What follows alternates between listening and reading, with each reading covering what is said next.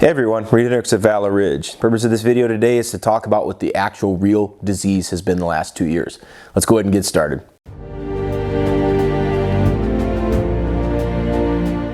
Guys, I'm on record when all this craziness started in early 2020 as warning you all about what was going to happen in the near future. I told you that they're going to use fear to stoke up all kinds of justification for an increase in their power and a decrease in everyone's individual liberty, because that's what government does. That's what it's always done.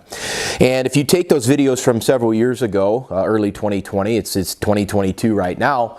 If you take those videos and you look at all the warnings that were happening, I told you they were going to overblow this, that they're going to try to make you afraid, that they were going to try to infringe on liberty by the use of propaganda and the use of false information. Well, it turns out that that's exactly what happened, because government always seeks to improve its own power at the expense of our liberty. That is the negotiated relationship of power. When government increases, when its powers increase, individual liberty wanes. And the times when individual liberty wanes the most is going to be during war, because government assumes powers that it does not have during war.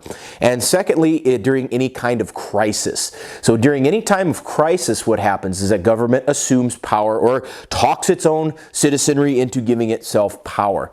Well, now as I listen to the Supreme Court oral arguments, my buddy Jared from Guns and Gadgets, I was doing a live stream about that earlier. When I listened to it, I listened to it for about an hour.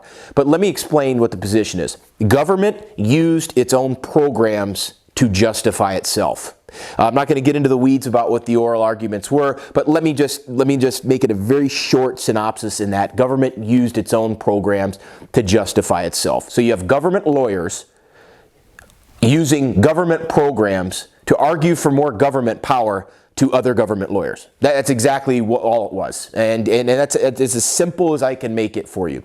But let me talk about some things that are very concerning, and let me talk about some things that you should also be concerned about with the trajectory of things happening, certainly going into 2022 and possibly beyond. First and foremost, we've experienced a lot of problems, a lot of issues that have come to the surface in our, not only our society, but in Western civilization as a whole, specifically Europe and Australia as well.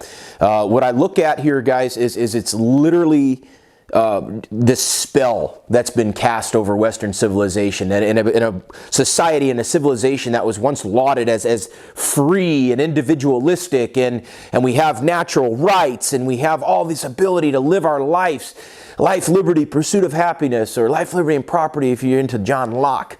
And I look at all these things and we used to hold sacred, you know, our right to life and the life to live it and protect it.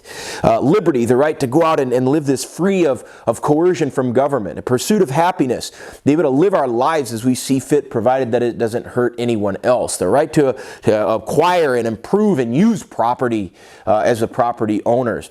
And then we look at the relationship that government has assumed over the last couple of years. You don't have a right to live your life in many countries and in many places. You don't have a right to liberty. The government will tell you what kind of liberty that you have, or the amount that you have. Like, I read an article earlier today about Australia, how the unvaccinated now do not get their hour of exercise. What is this, a prison? What do you have, your yard time? Your hour of yard time? What I want to know, do you think the Australians regret turning in their firearms over 20 years ago? Do you think that they regret giving away their right to keep and bear arms? Do you think that they regret having a little lock and key, that they go to their government approved little storage locker and get their single shot little rifles out every now and then? Do you think that they regret that? Do you think that they regretted it when they saw the government take their children from them and put them in soccer stadiums, i.e. concentration camps, and then they forcibly inject their children with medicine that can be poison to many people?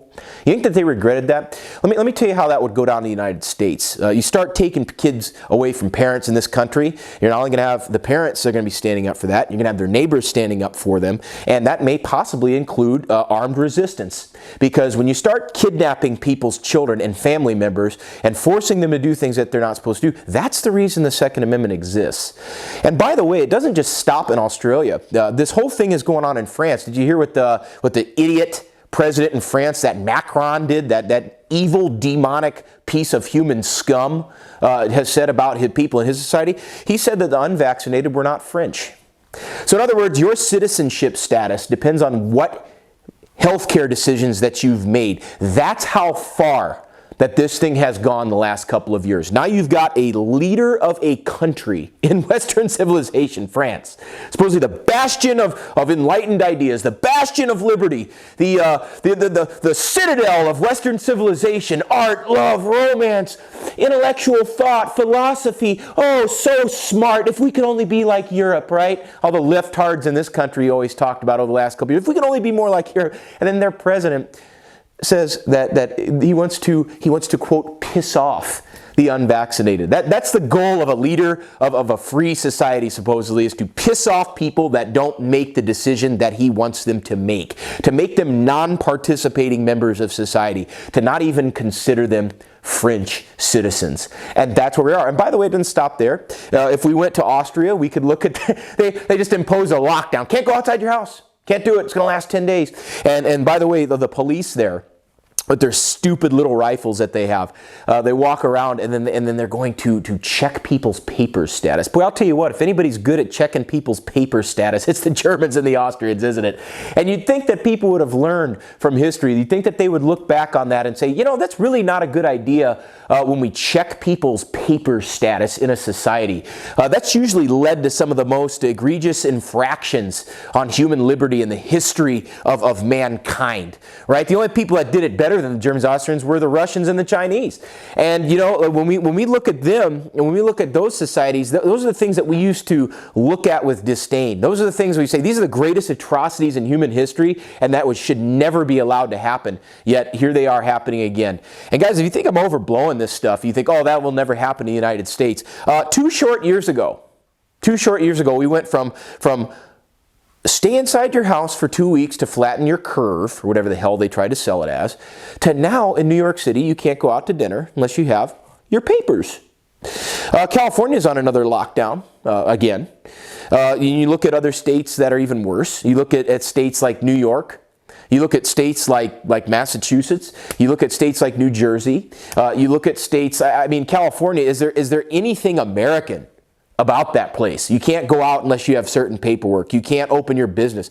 Guys, this is the stuff I'm talking about. And what I can't even fathom is that anyone would be okay with this. Now, I knew that the vast majority of people in this country would probably get along with it because they just don't want to have conflict.